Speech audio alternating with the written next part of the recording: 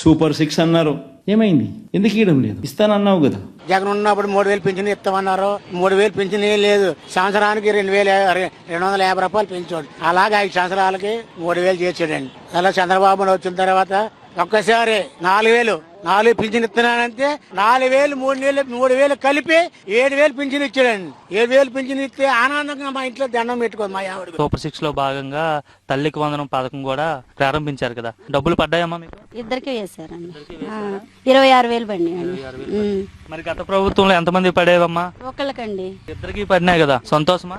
చాలా హ్యాపీగా ఫీల్ అవుతున్నాం అండి. ఇద్దరు పిల్లలకి బండి అన్నట్టుగానే బాబు గారు వేసినందుకు చాలా హ్యాపీగా ఉంది. సూపర్ 6 ఇస్తామని చెప్పి హామీలను నెరవేరుస్తున్నారా 1 by 1? అవునండి, ఖచ్చితంగా. ఇప్పుడు సూపర్ 6 లేక మిగిలిందల్లా మనకి పిల్లలకి బస్సు ప్రయాణం ఒకటి అన్ని వచ్చేసినట్టేనా. మా కుటుంబానికి గ్యాస్ ఒకటి మాకు ఉందండి. మాకు ఇప్పుడు చేను డబ్బులు అయితే పడినాయి. సుఖీబాబు అయితే మాకు పడింది.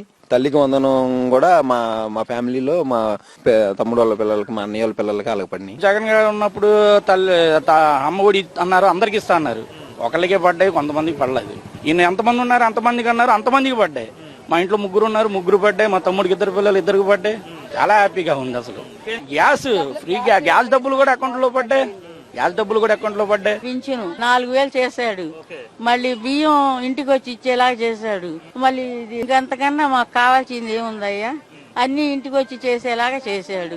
గ్యాస్ బండ్ డబ్బులు కూడా పడుతుంది. ఇంకా ఏం కావాలి అంతకన్నా ఆయన ద్వారాగా?